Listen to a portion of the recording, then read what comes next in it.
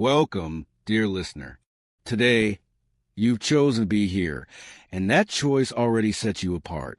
Most people scroll past, distracted by the noise of the world, but you didn't. You press play because somewhere inside, you are searching for healing, for answers, for a spark of hope. And hope is exactly what this story brings. This is a journey of Louise Hay, a woman who went from unimaginable pain to becoming one of the most influential healers of our time. Her life reminds us that no matter how dark our beginnings, no matter how broken our past, there's always a path to transformation. But let me be honest, Louise's story is not one of fairy tales and easy victories. It is a story carved out of suffering, rejection, and despair. And yet, it is also a story of resilience, forgiveness, and the miraculous power of love. So as you listen, don't just hear her story. See yourself in it, because her journey is not only hers. It holds lessons for every one of us who has ever been hurt, who has ever doubted, who has ever wondered if life can change. And it begins in the humblest of places, with a little girl who carried the weight of the world on her small shoulders. Louise Hay was not born into comfort, safety, or love. She entered the world on October 8, 1926, in Los Angeles, California, during a time when the world was still reeling from the Great Depression. Her family was poor, struggling to make ends meet, and the environment around her was anything but nurturing. From the very beginning, Louise's life seemed marked by hardship, pain, and neglect. Her father was abusive, both physically and emotionally. Her mother, overwhelmed and powerless, could not provide the kind of love and safety a child desperately needs. Instead of soft words and gentle hugs, Louise grew up hearing harsh criticism, enduring violence, and feeling unwanted in her own home. The walls that should have protected her instead echoed with anger, fear, and rejection. By the time she was just 5 years old, Louise had already endured experiences no child should ever face. She was sexually abused by a neighbor, an event that shattered her innocence and planted deep scars of shame and worthlessness in her young heart. In those moments, she learned to believe that she was not good enough, not lovable, not safe. These wounds, though invisible, would shape her thoughts and emotions for years to come. Her childhood was not filled with dolls and play, but with survival. She wore second-hand clothes, often felt hungry, and carried a heavy weight of being unwanted. School did not bring relief either. She was teased for her poverty, shamed for her appearance, and made to feel like she did not belong anywhere. For young Louise, life was a constant reminder that she was less than others, that she did not deserve the same love, joy, or happiness that other children seemed to enjoy. And yet, beneath all the pain, there was a tiny spark within her, a spark that refused to die. Louise learned early on to endure, to keep going, to find moments of escape in her imagination. She dreamed of a life far beyond her reality, a place where she could be free, loved, and at peace.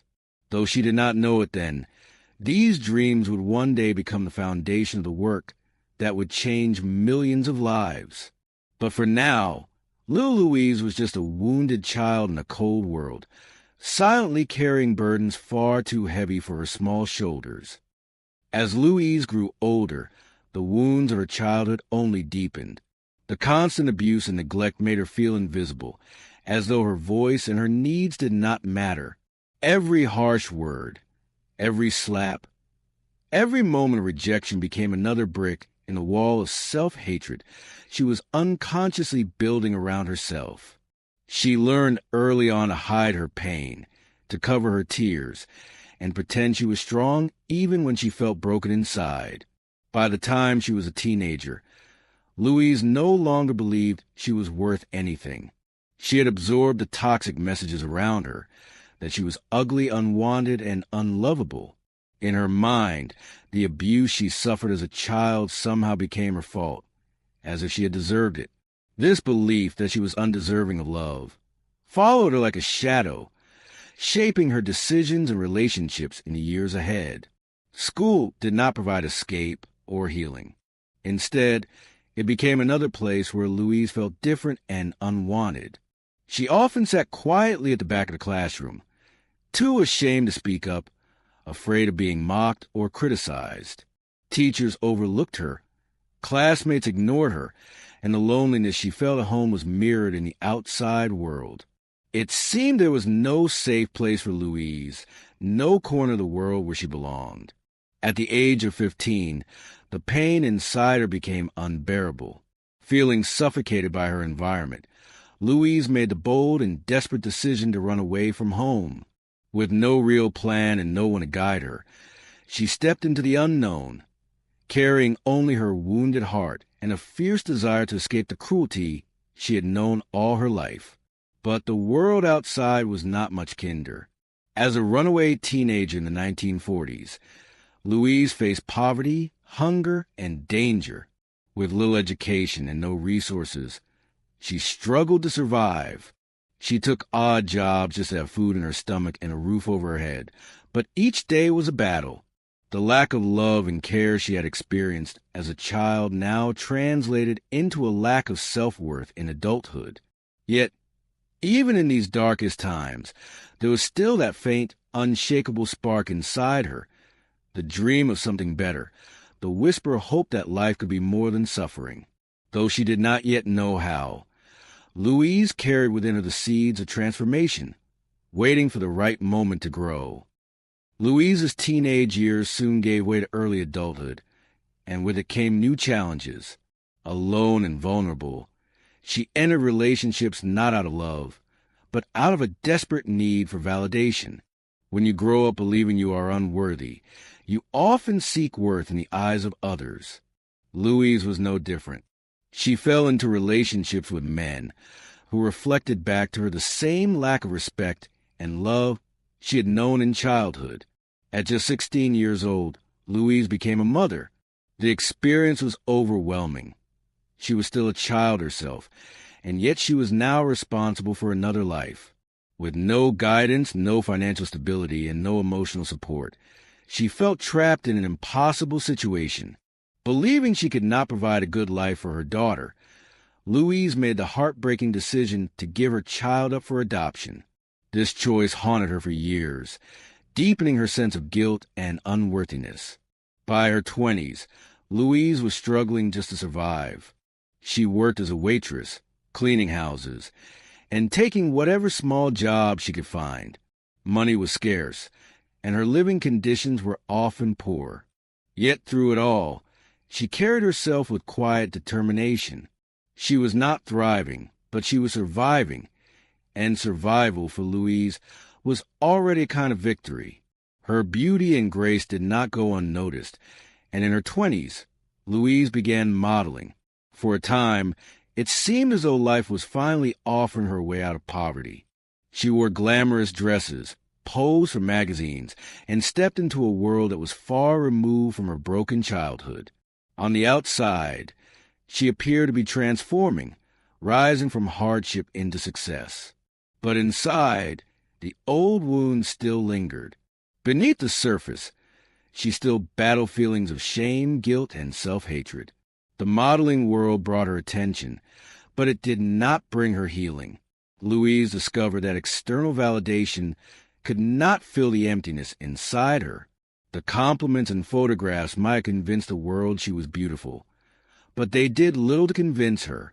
She still carried the same broken beliefs about herself, that she was not worthy, not lovable, not enough. This inner conflict defined much of her 20s. She appeared confident, even glamorous. But behind closed doors, she still felt like the wounded little girl who had never known love. It would take years before she would discover the truth, that real transformation begins not on the outside, but on the inside. As Louise moved deeper into her 20s, she sought stability through marriage. She met and married an English businessman, and for a time, she believed she had finally found a sense of belonging. Her new life seemed like a chance to leave behind the shadows of her past, to step into a future of comfort and security. But marriage did not heal her wounds. Her husband, though charming and worldly, could not give her the love she had never learned to give herself. At first, Louise poured all of her energy into being the perfect wife, believing that if she could just keep everything together, she would finally feel safe. She cooked, cleaned, and dressed beautifully, smiling at social events, determined to keep up appearances. For 14 years, Louise lived this way, presenting the world a picture of elegance and grace, while inside she still carried the scars of her childhood. Her marriage was not cruel, but it was not healing either.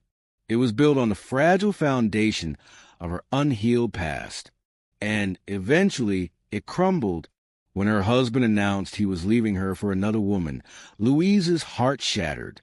She was devastated, but also strangely awakened. For years, she had believed her value came from being someone else's wife, someone else's companion. Now, left alone, she was forced to face the truth.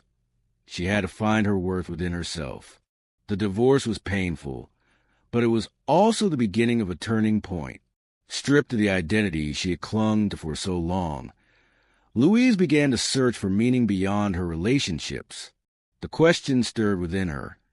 Who am I? Why am I here? Is there more to life than this pain? These questions, though painful, planted the seeds for the spiritual journey that would transform her life. After her divorce, Louise moved to New York City, carrying little more than her broken heart and a fierce determination to start over. The bustling city was intimidating, but it was also a place of opportunity, a blank canvas on which she could paint a new life. In New York, Louise encountered the Church of Religious Science, a spiritual movement that taught the power of thoughts, affirmations, and the connection between mind and body. For the first time, Louise heard words that resonated deeply with her soul, that we are not victims of our past, that our thoughts shape our reality, and that healing is possible through self-love and forgiveness. The teachings struck a chord. They were not just theories. They felt like lifelines. Louise began to attend classes, read spiritual books, and immerse herself in this new world of metaphysical thought. She discovered that the painful beliefs she carried about herself, I'm not worthy, I'm not lovable, I don't deserve happiness, were not truths, but patterns. And patterns she learned could be changed. This revelation was both empowering and terrifying. It meant that the key to her healing was not in the hands of others, but within herself. It meant she had to look deeply into the very wounds she had been running from her whole life. But for the first time, Louise felt ready. She had nothing left to lose and everything to gain. Her journey into self-discovery had begun.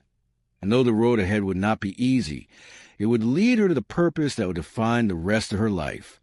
Louise's exploration of metaphysics quickly became more than curiosity. It became a calling. She studied under teachers who introduced her to the power of affirmations, visualization, and forgiveness. She learned that holding on to anger and resentment was like drinking poison and expecting the other person to suffer. If she wanted to heal, she would have to forgive, not because the abuse and betrayal of her past were acceptable, but because forgiveness was the only way to set herself free. At first, the idea felt impossible.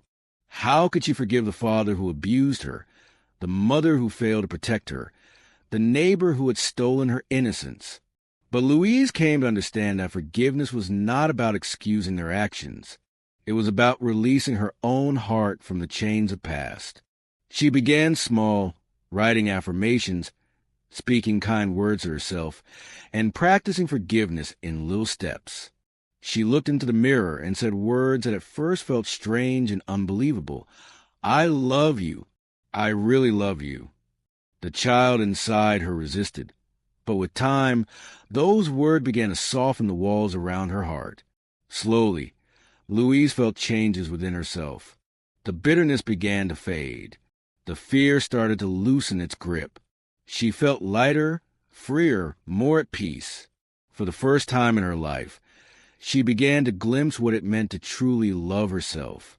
And as her own healing deepened, she began to share what she was learning with others, friends, strangers, and eventually Groups of people came to her for guidance.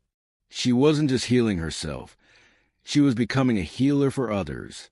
Louise's work as a spiritual counselor began quietly. She would meet people in small groups, in living rooms and community spaces, sharing her discoveries about the mind-body connection and the power of self-love. People came to her broken, carrying their own burdens of guilt, anger, and fear, and Louise offered them tools to release their pain. One of her most powerful teachings was the idea that disease and illness often have emotional roots. She began to study how certain patterns of thought and belief could manifest in the body as physical conditions. While controversial at the time, her insights resonated deeply with those who were suffering. She compiled her findings into a small pamphlet called Heal Your Body, which later became known as the Little Blue Book. In it, she listed common illnesses alongside the emotional thought patterns that might contribute to them, as well as affirmations to create healing. For example, she suggested that resentment and anger could contribute to cancer, while criticism and guilt might show up as arthritis. The book was revolutionary. For many, it was the first time they had considered that healing could begin not just with medicine, but with the mind and the heart. Louise's message was not to reject doctors or treatments, but to recognize that the body and the mind were deeply connected, and that true healing required addressing both. This little book, born from her own journey of pain and discovery, was a seed that would grow into her life's most famous work.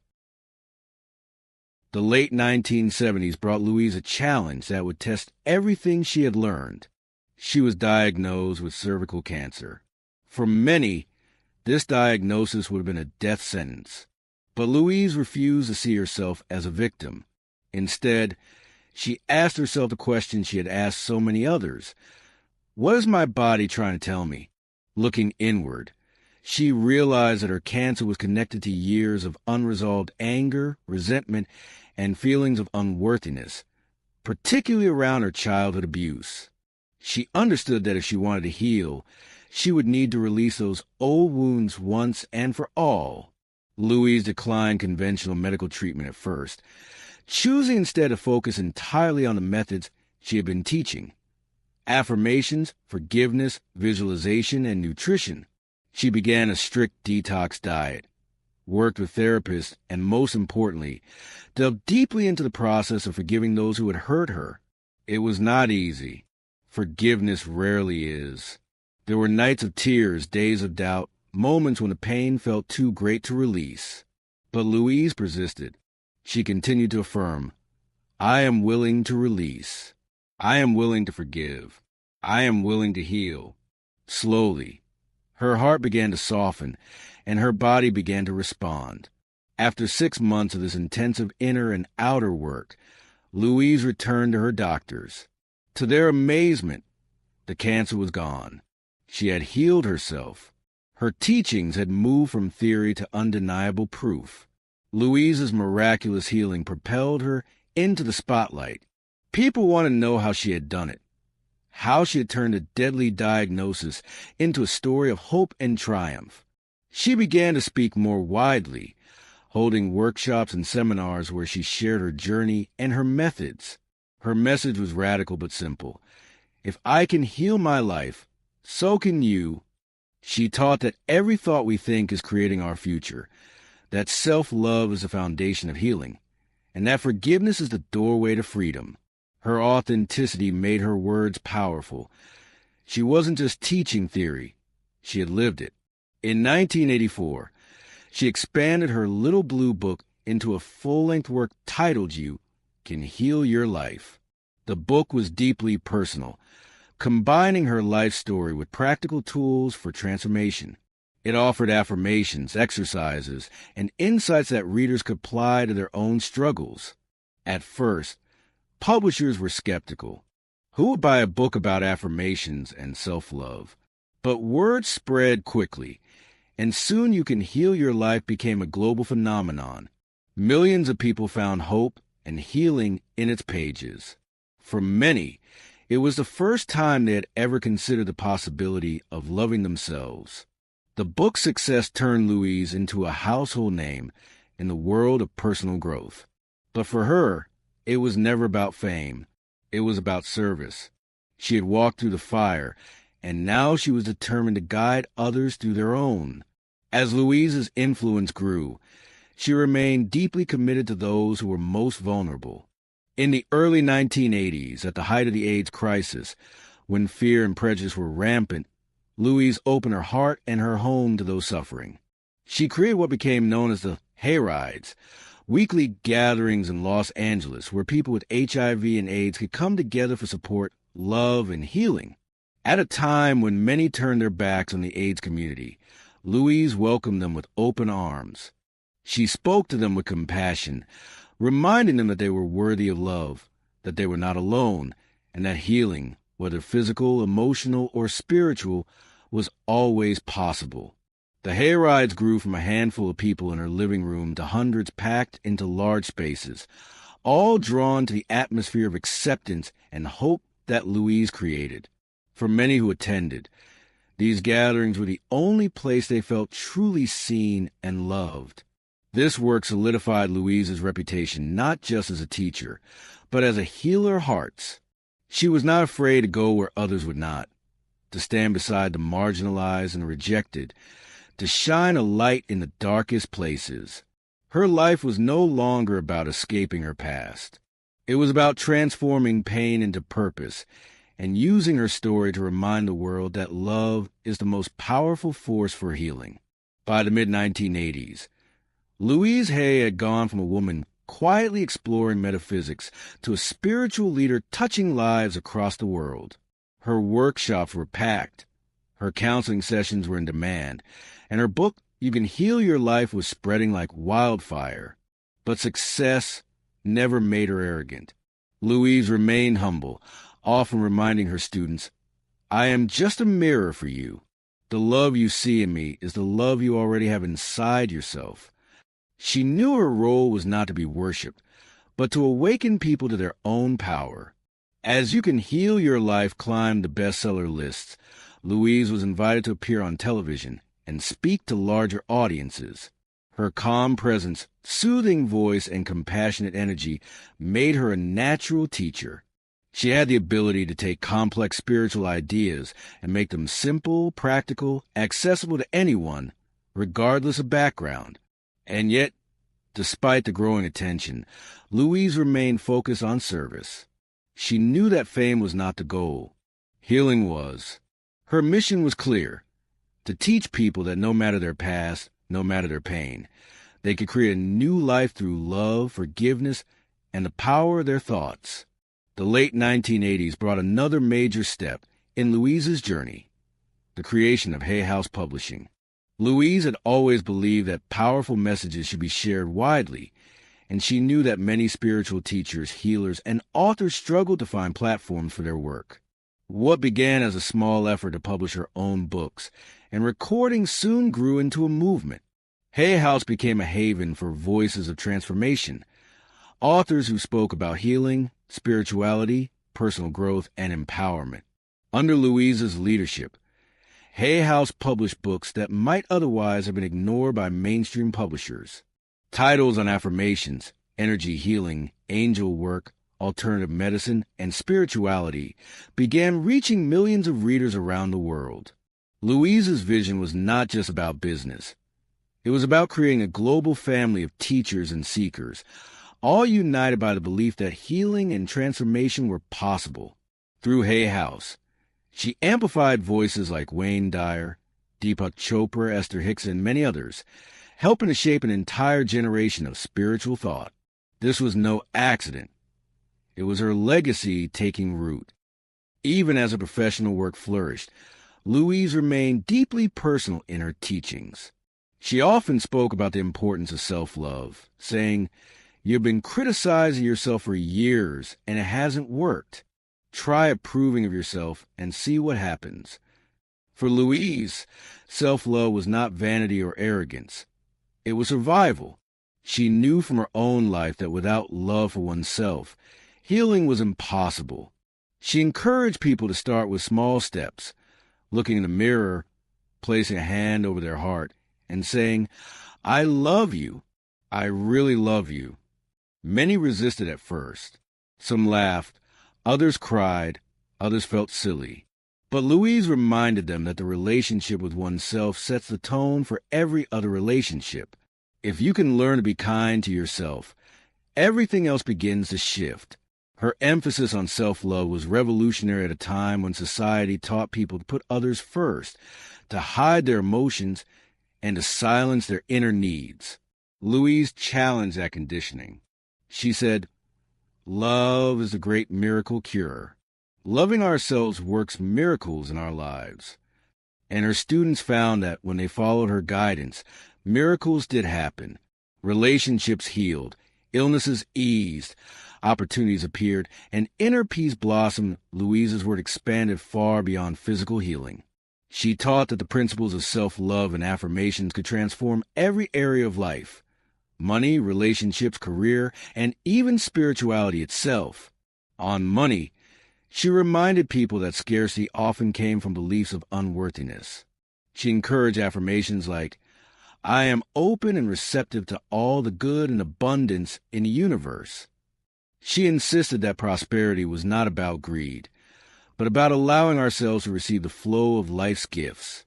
On relationships, she emphasized that we attract what we believe we deserve.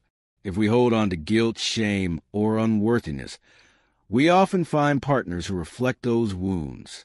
But when we learn to love ourselves, we naturally draw on relationships filled with respect, kindness, and joy. On career, she encouraged people to follow their passions, to trust their intuition, and to know that work could be an expression of love and creativity, not just survival. For Louise, life was not a random struggle. It was a canvas, and our thoughts were the brushstrokes. By choosing new thoughts, by planting seeds of love instead of fear, we could paint a masterpiece of joy and fulfillment. Despite her growing influence, Louise never pretended that healing was instant or effortless. She was honest about her own struggles. She admitted that old fears still surfaced, that doubts still whispered in her mind, that forgiveness was a practice she had to return to again and again. This honesty made her relatable. People could see that she was not some untouchable guru, but a human being on the journey with them. She often said, "We are all students and teachers. We are here to learn, and we are here to teach." Her workshops became spaces where people felt safe to share their deepest wounds.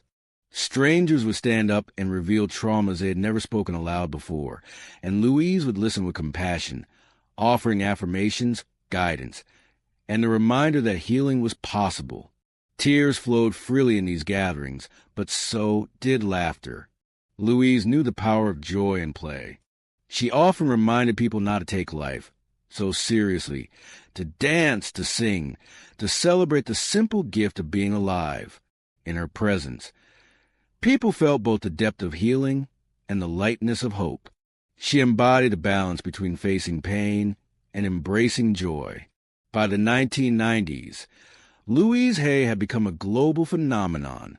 You Can Heal Your Life sold millions of copies and was translated into dozens of languages. Her lectures filled auditoriums around the world, and her workshops reached people from all walks of life: students, doctors, mothers, business leaders, spiritual seekers.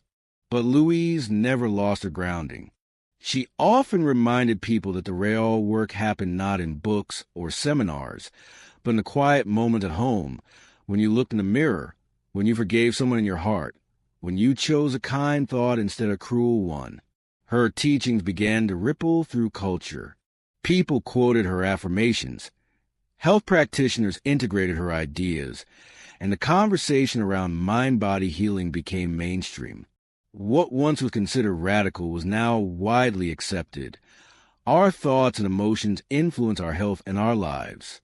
Louise became not just an author, but a pioneer. She shifted the way the world thought about healing, love, and the power of the mind. With her success came the opportunity to give back in even greater ways. Louise invested her resources into Hay House, building it into a powerhouse of transformation. She also supported countless charitable causes, from AIDS awareness to women's shelters, always focusing on those who felt unseen or unloved. She continued the hayrides, even as they grew into massive gatherings, because she believed deeply in the healing power of community. She often said, "When we come together with love and acceptance, miracles happen." And indeed they did. Many who attended her events shared stories of spontaneous healing, reconciled relationships, renewed hope, and spiritual awakenings. Louise was always quick to remind them, "You did this. You created this healing. I simply reminded you of what you already knew." This humility and empowerment made her different from many teachers of her time. She didn't want followers. She wanted people to follow themselves, to trust their own inner wisdom. Louise also embraced technology and new forms of communication. She recorded audio programs, created video courses, and produced guided meditations long before such tools were common. She wanted her message to reach people wherever they were, in their homes, in their cars, even in their moments of despair. She knew that sometimes just hearing a kind voice could make the difference between giving up and holding on. Her recordings became companions to millions, offering reassurance, comfort, and strength. Louise's ability to adapt and innovate kept her teachings alive and relevant. She was not stuck in the past. She was always looking for new ways to share timeless truths. As the new millennium dawned, Louise Hay was in her 70s, but her energy and passion had not dimmed. She continued to travel, teach, and write, sharing her wisdom with younger generations who were discovering her work for the first time. Her message remained consistent. Love yourself. Forgive the past. Choose new thoughts. Trust life. In her later years, she often spoke about aging with grace. She reminded people that aging was not something to fear, but to celebrate. She said, "We have been taught a negative view of aging, but in truth, every age has its beauty. I am healthier and more vibrant now than I was in my youth." Her life was living proof. She radiated vitality, joy, and peace, inspiring others to see aging not as decline, but as evolution. Louise's impact reached its peak when You Can Heal Your Life was turned into a documentary film in 2007. The film combined her teachings with testimonials from those whose lives had been transformed by her work. It brought her message to millions more, many of whom had never read her books. In the film, Louise reflected on her journey, from a broken childhood to becoming one of the most influential spiritual teachers of her time. Her humility, grace, and wisdom shone through, reminding viewers that she was not extraordinary in the sense of being beyond reach. She was extraordinary because she showed what was possible for every human being. The documentary became another milestone in cementing her legacy. But for Louise, it was never about legacy. It was about love. She knew that love was eternal, that every act of kindness rippled outward, touching lives in ways we might never know. Her life was the embodiment of that truth. As Louise entered her 80s, she did not slow down. If anything, her light grew brighter. She continued to write books, record affirmations, and appear at conferences, radiating wisdom and joy. While many saw aging as a time of decline, Louise embodied the opposite. She lived with vitality, laughter, and purpose. She often reminded her audiences that aging was simply a mindset. She encouraged people to shift from fear to gratitude, to celebrate the wisdom and freedom that came with growing older. She said, "We are never too old to learn. We are never too old to heal. We are never too old to dream." Louise herself began new hobbies in her later years. She took up painting, gardening, and even ballroom dancing. Her willingness to try new things inspired others to break free from limitations, to embrace curiosity and joy no matter their age. Through her actions, she proved that life is not measured by years, but by the love and creativity we bring to each moment. Louise's later books reflected her ongoing growth. Titles like The Power is Within You, You Can Create an Exceptional Life with Cheryl Richardson, and Loving Yourself to Great Health expanded on her core philosophy. She continued to explore new ways of applying affirmations to health, prosperity, and emotional well-being. But what made her writing so enduring was its simplicity. She never wrote to impress. She wrote to reach the heart. Her words were direct, gentle, and filled with compassion. Readers felt as if she were speaking directly to them, offering a hand to hold during life's darkest moments. She often said that teaching was simply sharing what she was learning. She didn't claim to have all the answers. She claimed to be on the journey with everyone else. This humility made her work timeless. Even in her later years, Louise remained deeply involved with Hay House. She mentored younger teachers, authors, and leaders, encouraging them to trust their voices and share their truths. Through Hay House, she ensured that her mission of healing and empowerment would continue long after she was gone. The publishing house became more than a business. It became a global community, a sanctuary for wisdom seekers, and a platform for transformation. She often said, "I don't want people to think of Hay House as my company. I want them to see it as our company, a place where ideas that heal the world can be born and shared." Her generosity created ripple effects. Many authors who got their start with Hay House went on to inspire millions in their own right, carrying forward the torch that Louise had lit. Louise's message was always rooted in one central truth: love heals.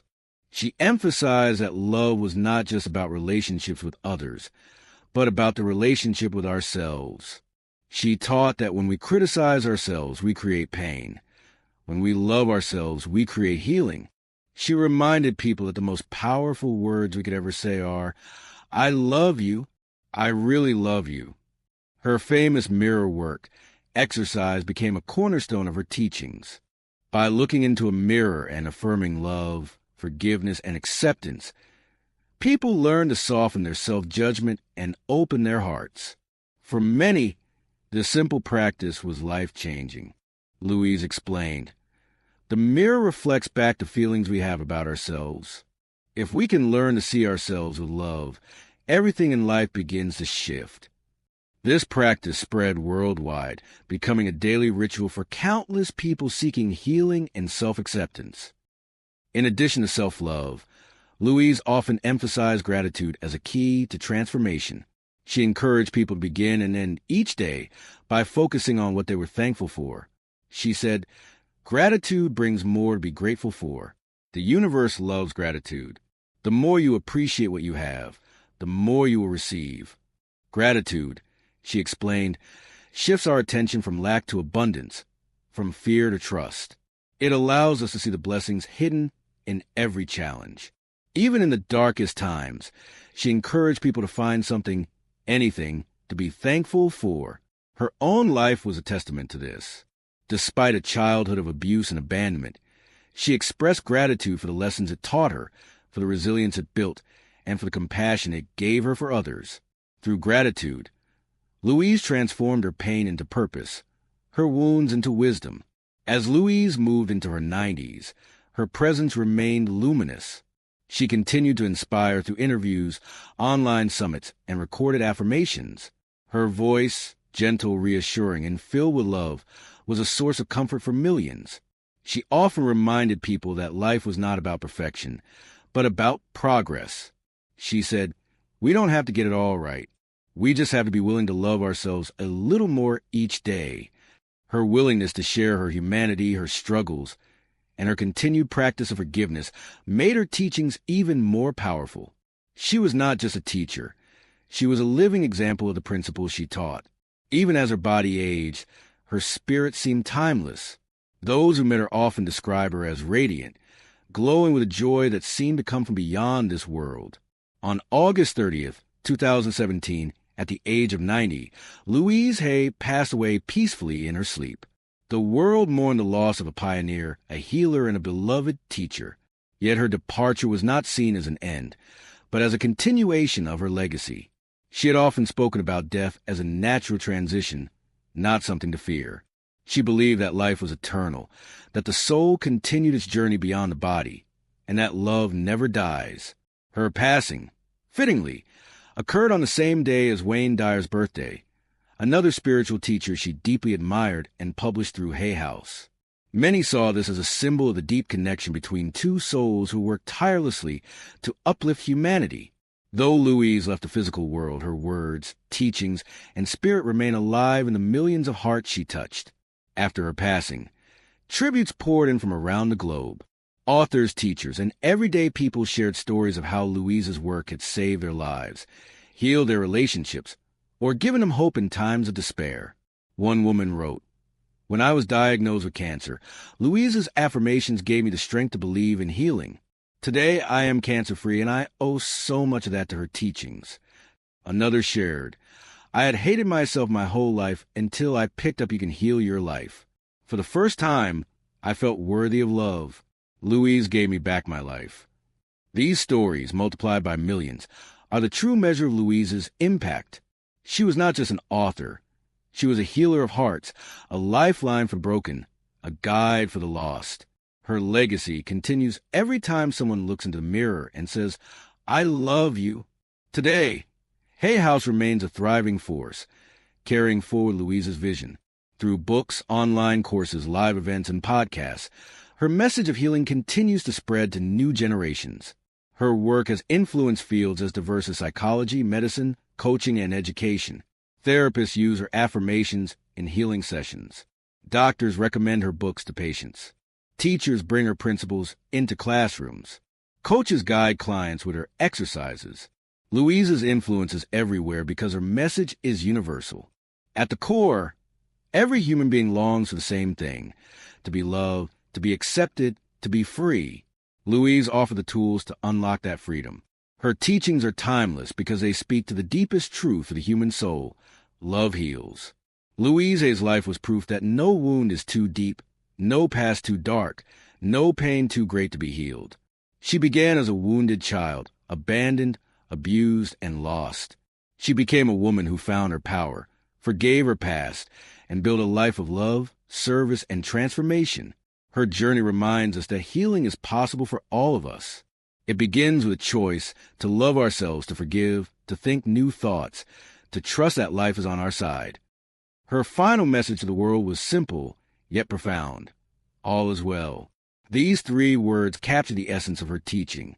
No matter what we face, no matter where we are, love is always present, healing is always possible, and life is always guiding us forward. Louise Hay lived 90 years on this earth, but her spirit is eternal. Through her books, her voice, her publishing house, and the millions she inspired, she continues to whisper to us, "You are worthy. You are loved. You can heal your life.